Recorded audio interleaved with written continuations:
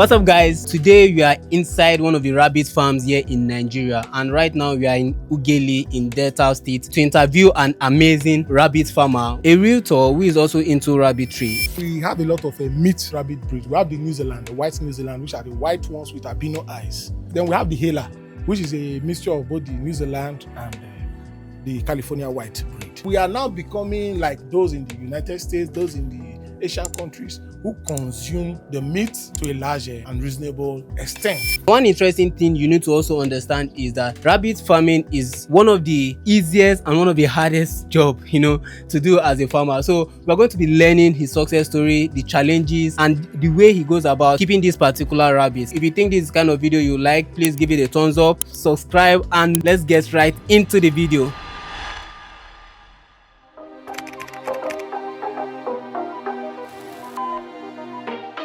Welcome to Delta State, specifically Oguname, Olomu, Ugeli South in Delta State. What brought about the idea of the farm? Okay, by the special grace of God, I'm evangelist Dr. Abogene Emmanuel Ogori Okodaso. Yes, I'm an indigenous of Delta State. This is my state, and Orobo from Delta Central. I schooled in the Obafemi Awolowo University, Ile-Ife. So right from time, I've always inculcated that culture of animal keeping. I keep animals for the love of it first and foremost. Yes, before we even talk about the economic aspect of it. Prior to this time, I have kept poultry beds. I've kept the native chickens, the noelas, the broilers, ducks. I used this building, a computer building over here before for duck farming. It's so well. Oh. The only problem is the market. Our people, they have some little traditional beliefs attached to the duck. They are not yet fully aware that it's something you can consume. And they see it more like a sacrificial animal. So I noticed that I was just putting more money for feed. I could only get what my family consumed, and the amount I am selling out is not really, I need something that could serve as an alternative source of income. That's good. So at what point did you now realize that you want to go into farming? Yes, while I think about 2 years back, then the ducks were still around. Even my noelas, my native chickens were still around and all that. Then at these where my tenants are now, the self-contained, they were there also. I sat down, I said, no, I did rabbit farming as a child, as a young boy during my secondary school days for fun. My elder brother was a microbiologist from Professor Furi, from University of Benin, then brought some rabbits home from his practicals, his thesis, something like that. So I trained them as pets, and I also trained guinea pigs. Yes, I also had chickens then. So I said, that rabbit, then I could just get potato leaves and all that, and I don't buy feed now. But then there were limited informations online on what we could, how to go about it. So I followed how I was doing it as a child, just giving potato leaves unwashed. I don't wash them, I just give. So I noticed something. The first set of rabbits, then I got the rabbits. I got some from my friend in Kaduna, Emmanuel James to be precise, his name.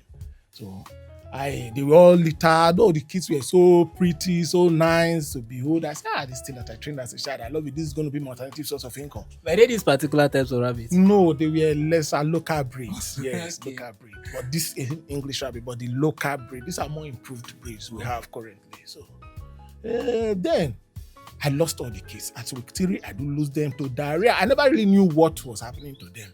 I went to Ausakota and worry. I went to buy. I couldn't even see rabbit farmers. Though, as at that time, like I said, the internet space, when you try to Google and search for information, you could see few researches that were available.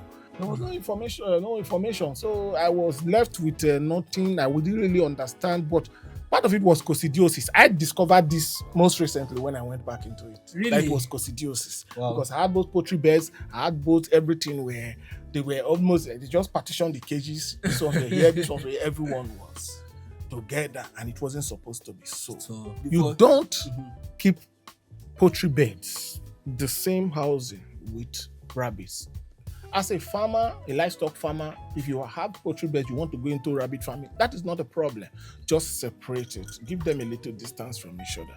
Okay. And oftentimes I tell people, if you have other livestock apart from rabbit, handle rabbits first in the morning before you handle the other livestock. Yes, because they come, even at birth, they come with the coccidiosis.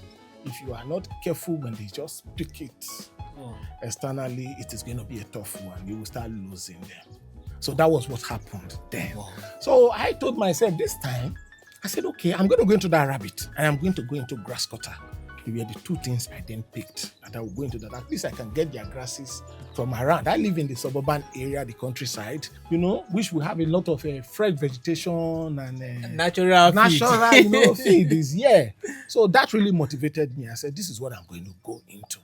So I started with about 3 rabbits thereabout. I kept some in the kitchen of that self-contained. Then I lost 2. The 2 died also because they were sharing an apartment with chicken and other things. Remaining one. One. It was that female. That was one chinchilla there. Mama Chinchilla. We call her Mama Chinchilla because she's the oldest in the farm. I decided to bring all the poultry birds out and took out the only surviving doe, the female rabbit. So I made that, towards that end, I made a 2-room cage. So I placed it on this place then. So that was how the journey started.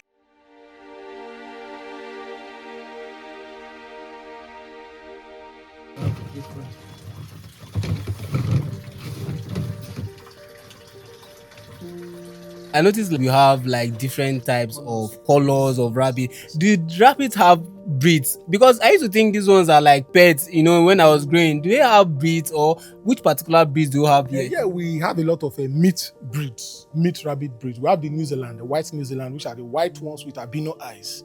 Okay, you see them all white furs and all that with a little bit semi-arc back. Then with average ears. Then we have the Hela, which is a mixture of both the New Zealand and the California white breed. We also have the black New Zealand, which they are very good meat rabbits. At full maturity, they are 10 up to 4 to 5 kg. Okay. Then we have the SA pendula. We have an SA pendula here, South Africa pendula. Okay, with a crossed standard chinchilla. Those are big meat rabbits. Also, we have them here. Then we also have the American chinchilla, which are like the ash color ones. They are here also. We have the Palominos. They are here. We have the Harlequin. Wow, okay? that's... Yes, we have the Harlequin. The Harlequin are more for pet. People like their furs.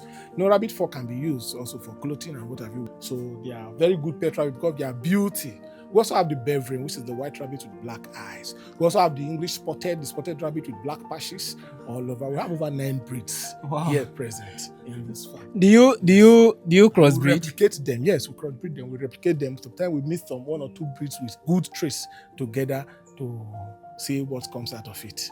Yes, so that's it. We have a lot of them. We have the American Sabo. Yes, let's not forget we have the American Sabo. We produce a lot of them too.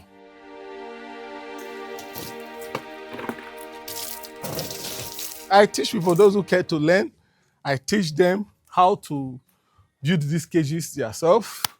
This is the 4-room cage of 2 feet by 8 feet. That's the 7-room cage of 2 feet by 12 feet. Okay. So I teach them how to make it. If they want to make it, look at the simple materials we are using now.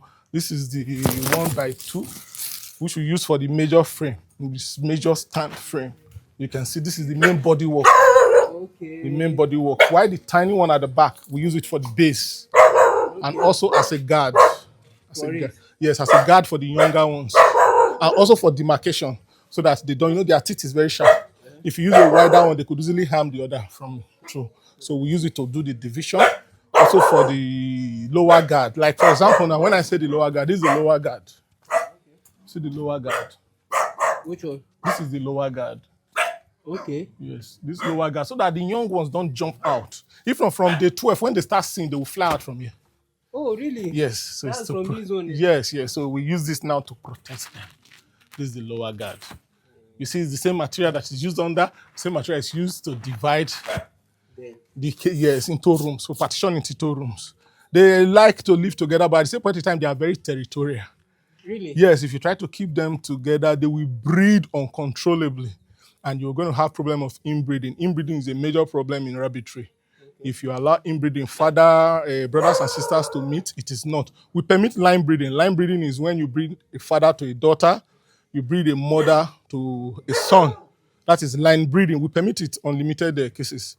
But inbreeding, which is brother to sister, we don't. Which is kids from the same litter, that's the same father, the same mother, the same see and do. We don't permit it because over time you are going to have challenges of of high mortality. They begin to die. Some will come out with what do we call it now?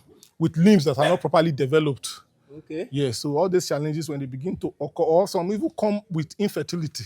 Those are some of the challenges inbreeding. What's not the reason for that? That is the inbreeding, the same gene being passed directly.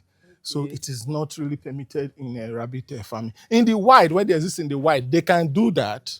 You understand? And if you look at a rabbit in domestication, other domestication, a rabbit can survive up to 8 years, 10 years when properly managed. Okay. But in the wild, between 2 to 4 years, they are gone. Yeah. They breed uncontrollably. Oh. Both inbreeding and everything is taking place. She can kindle today. The buck is always ready to cross. He will cross, the male will cross. Wow. She gets pregnant immediately. And when you overstress the doe as such, over time, she will finally give up. So we have to control it. That is the control system we're using. We take the does to the buck when we want it. And we wait for the doe. She's up to about 5 months. She's ready to be bred. So we take her to the buck. Because of territory, if you bring the buck to her, she can bite off the testes of the buck. Really? Yes. So we take her, the doe now, the female, the adult female from 5 months is usually matured and ready. So we take her to the buck. She gets, we cross her. After that, we repeat it like a day after to make sure that it's certain and she has, because they are induced ovulators. Rabbits are not like other animals that they will ovulate down. No. Okay. Yes, they are induced ovulator. Once the male penetrates, they begin to ovulate. Wow. So that time now more eggs are being released, then we repeat it a day after to now perfect it. So when we repeat it like that, you just count from there. We note it down. Like now I have a big note for recording. So if you look up there, I have a smaller one. My pen is there. These are things that record keeping is very important in rabbit farming. Okay. You understand? So that is just a small one which I transfer information from to the bigger note. We have both online apps that are used for record keeping too. Okay. But I just love this pattern of the notebook system. So I could carefully keep it well. So you just note it down the day. 30 days after that, you bring in the nest boss. If you look at some that just kindled like that one that just gave birth now, that's the nest boss in there. You see her young ones, they are inside it. 12 days after, the young ones have started seeing, they will jump out of it. Really? Yes, we remove the boss. Okay. They will now start following the mom around. Wow. Yes.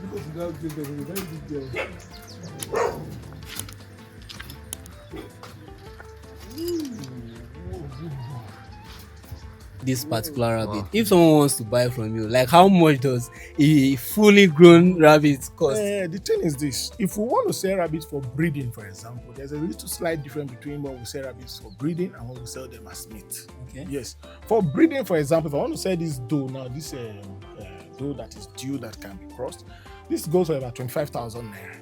Why? If it's the male of it, a matured male of it, of 6 months, 6 months, it goes for about 20,000 naira. Are you getting me? But if it's for meat, we might look at the kg.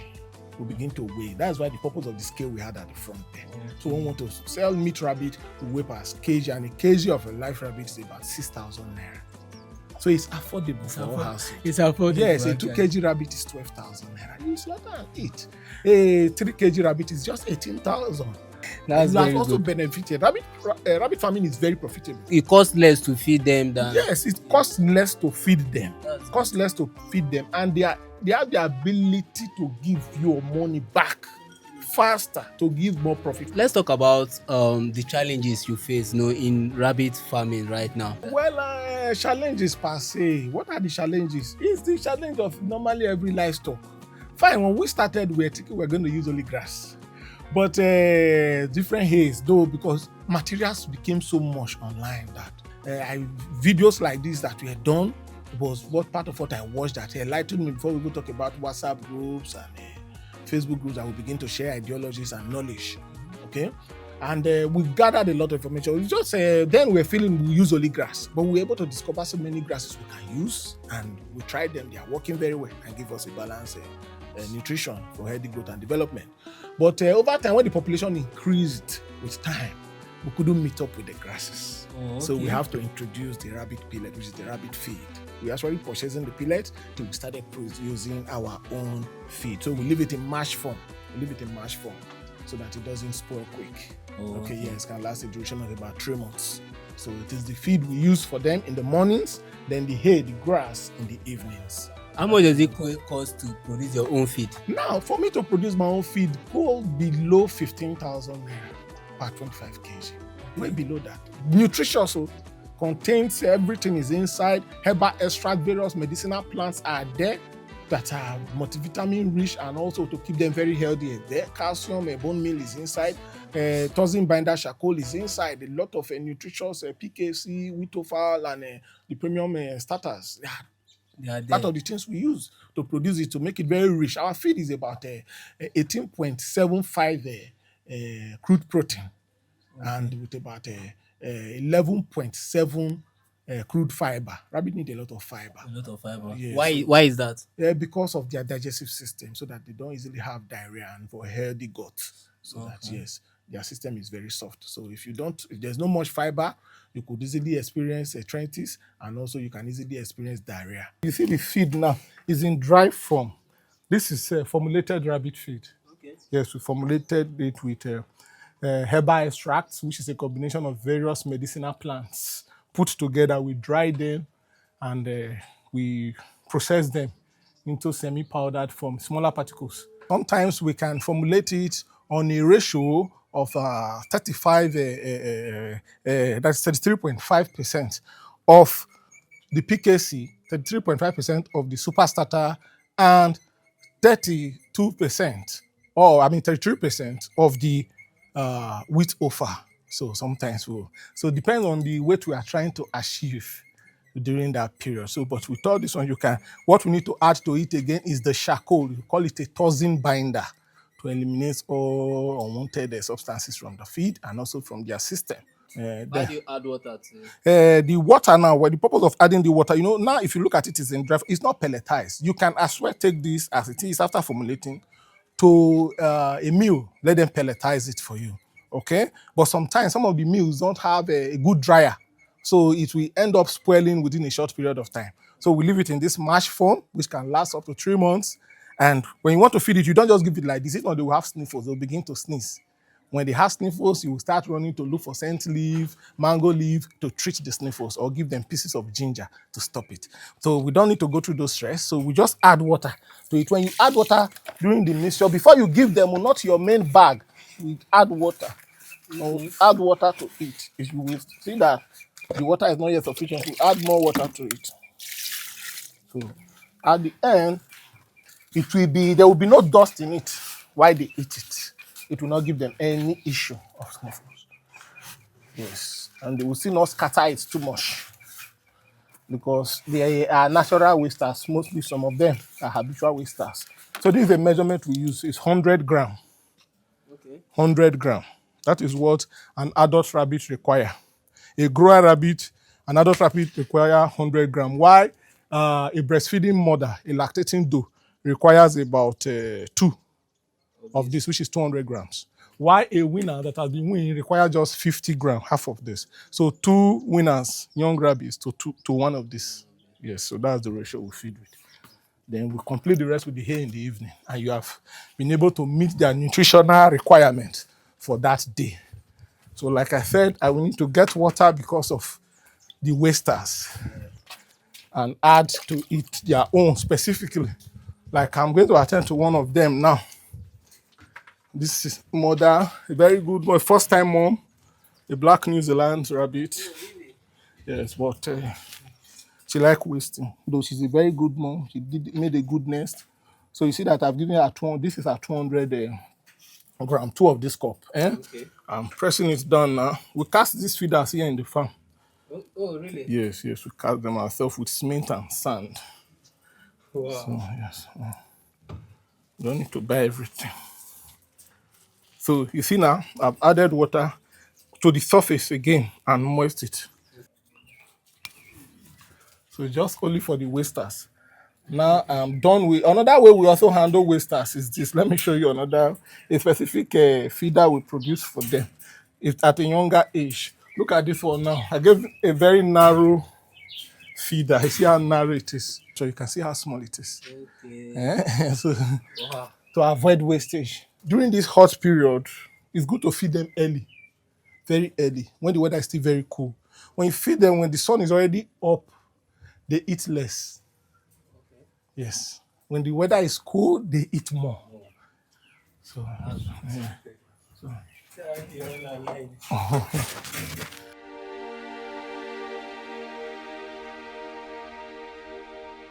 Do you people vaccinate them? Nigeria don't have vaccines. Really? Sorry to say, yes, we don't have rabbit vaccines currently. So what we do is the organic system. We maintain organic farming here. So with what we give, they can never fall sick. Oh, okay. Yes, if they even fall sick, the medicines are there. That's why we do both preventive treatment by giving the plant. What are the medicines we use, if you might ask? Yes. Pawpaw leaf, moringa leaf. I planted them. As a rabbit farmer, you plant them. If you go to the back, there is bitter leaf, there is scent leaf. If you go outside the compound, there is sunflower there. These are all medicines. Swida akuta, they are medicines for these rabbits. So we give to them on a weekly basis to prevent any ailment. And if we find out they are sick, we give it to them. If they should have sniffles now, we give them scent leaf. I will also have coconut oil. If they have any issue of meat, anything with their skin, anything in their ear, we just drop the coconut or pure coconut oil inside. We rub it. We give them pawpaw leaf, and that is all. What your ivermectin will do. Wow. We do it organically. The advantage of organic rabbit farming is this: if you want to slaughter a rabbit today, you want to eat one rabbit. It's just simple. So, there's time now. Okay, let's prepare you one rabbit. It's just to pick it and I go to the straight. It goes. Like no preservation or something. No, nothing like, okay, wait. If you are using synthetic drugs, maybe you gave ivermectin, antibiotics, and all that now to them, or oxytocin, and what have you. If you gave those drugs, those injections, then you will wait at least 1 week, 5 days to 7 days with drop. You have to wait before you can slaughter that meat for consumption. But organic farming, because we give the natural plants, you can you can pick any rabbit from here now and prepare. Wow. Yes, and your soup is ready. Wow. Without waiting. That's amazing. Yeah, so organic farming is very good. It's more affordable. Okay, it saves you cost of buying antibiotics and all that, and it is more suitable for the animals. If you are somebody who wants to go into agriculture, livestock farming, and you have limited capital, you can start with rabbit farming. Okay. Yes, you can start with rabbit farming. You can sustain your rabbit farm for the first. I did for 6 months without buying feed. Really? Strictly elephant grass, guinea grass, centrosema, kuzu. I was using cedar akuta. Those were the plants. Sunflower, I was just alternating them. Potato leaves, sweet potato leaves. Those were what I was using. And they were doing well. They were doing so well. Wow. But when the population increased, to get the sometimes I drive to the next community, I drive to other village to get more varieties of what I need. Yes, and some people stay in places where they don't have access to all this. They will begin to buy. People sell Granite Hill and others in other places. So when it grows bigger, that is when you now need the rabbit feed or pellet, the mash or pellet, to come in the morning. Then your grass you must give them. They need that hay. 80% of their diet should be hay. You understand? So they need it, the natural forage. So you cannot get it, you buy it. How many times do you feed them in a day? Twice. In the morning is the feed, in the evening is the grasses. So that is how we feed them. That's great. So it's very easy to start compared to other livestock. I must say it's very, very easy. It's more less. That is because you can avoid. You cannot do that with other poultry bed, broilers, what have you. You cannot just do that you will not buy main food. The main feed, you cannot dare it. True. But you can try that with rabbit. If you can be able to get the housing, maybe you get a 4-room cage, which is around 60 to 65, 70,000 thereabout, depend on the person that is building it for you. You install a shed for it. You started your journey. True. Are you getting me? That is just 60,000 to 70,000. You've gotten a 4-room cage, a galvanized cage like this. Okay. Then maybe before you get your asbestos, which makes for the place to cool, get some wood, you set up the place. Are you getting me? Yes, sir. Then you feed freely with the grasses first. Over time, as it begins to grow, when the population are going to a stage, you are making money from the young ones. You can now begin to introduce feed into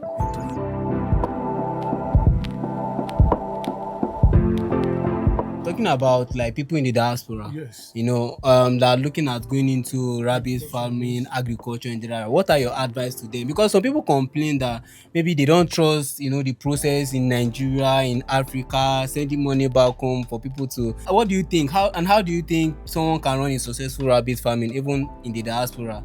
Okay, maybe those who are over there in the diaspora and they want to set up rabbit farms in Nigeria, for example. Like people do consult. If you have one or two persons that can manage it for you, I will tell you rabbit farming is something you can invest your money into. You can invest. It's an emerging market. Rabbit farming is an emerging market.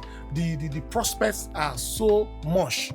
They are so much. The prospects are so much that you cannot. It's not something we can overemphasize now.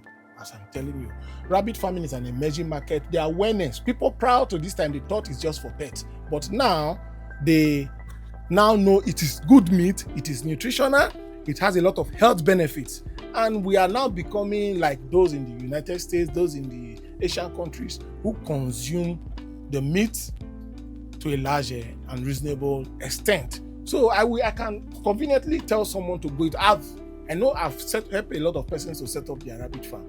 And they've put money into it and they don't regret it. Yes. Some people will say, how do I market it? If you cannot market it yourself, put somebody in charge. That is why a company has several departments. We have the marketing department and all that. If you can't do it, pay somebody to do your marketing for you. True. Rabbit farming is easy. You create the market yourself. It's very easy. You market online, you market, let people know what you have. If you don't light a light and you put it under the bed, you put it on and let everybody see the light that this is what you have. Then people will ask for it and they will purchase it from you. We have never produced and we did not. We have the young ones now that the young ones, before we say we will raise them, before you know market has come, they have all gone again. Before you say we will raise them, the market has come, they are all gone again. Only few will be left. They grow very fast. So that is what makes it is a lucrative venture. I will say it anytime, any day. Quote me on it anytime, any day. I will say it. If you want to invest into something, provided if you are out there, you want somebody to consult over rabbit farm, you can consult me anytime. Okay? Yes, I will enlighten you to A to Z about it. Set up the farm for you.